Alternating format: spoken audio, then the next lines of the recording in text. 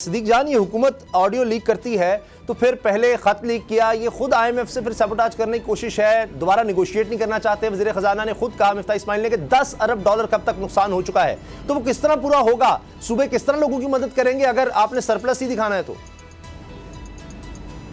देखिए, मुझे एक बात की समझ नहीं आती कि हुकूमत कब ये बात समझेगी कि इमरान खान का रास्ता आप गंदी और नंगी वीडियोस, गंदी और नंगी ऑडियोज़ और इस तरह से जुड़ी हुई जो है ना फेक किस्म की ऑडियो से रास्ता इमरान खान का नहीं रोक सकते आप।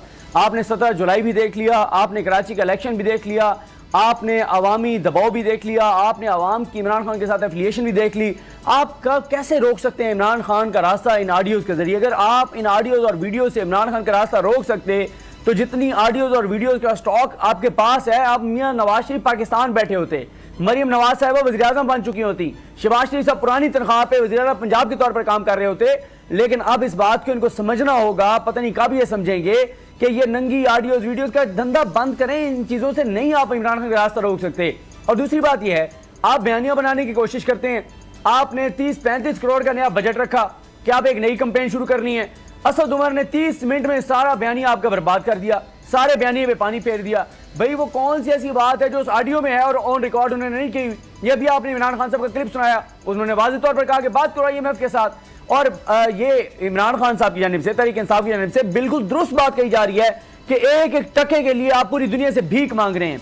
आप पूरी दुनिया से भीख मांग रहे हैं कि पाकिस्तान में सैलाब आ गया है, हमें पैसे दें, और आप IMF से बात नहीं कर सकते। इतनी आपको घबराहट, इतनी आपको परेशानी, इतनी आपकी बुज़दिली, मतलब थोड़ी सी तो यार अपने मुंह पे खड़े हो जाओ ना, थोड़ा सा बात कर लो। क्यों इतनी तुम्हें है कि पता नहीं IMF नाराज हो जाएगा? और ये वही IMF है जिसको ये खड़े होकर गालियां देते थे। FATF की जब कानून साजी होनी थी उस वक्त तो आप बिल के खिलाफ वोट डाल रहे थे, जब पाकिस्तान खुदा न खासा ब्लैक लिस्ट हो सकता था।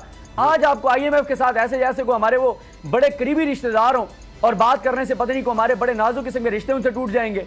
मतलब IMF के खिलाफ बात नहीं करनी।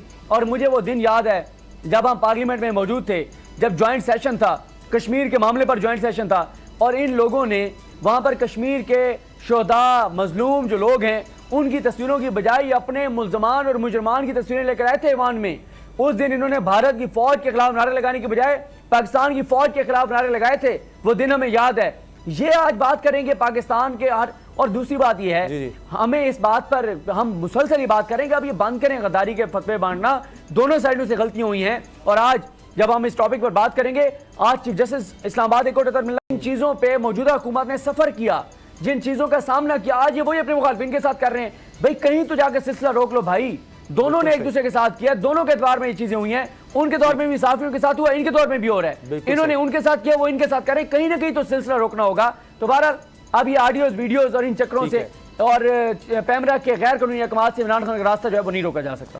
मैं हूं जैस्मीन मंजूर और आप मुझे देखेंगे सिर्फ बोल पर।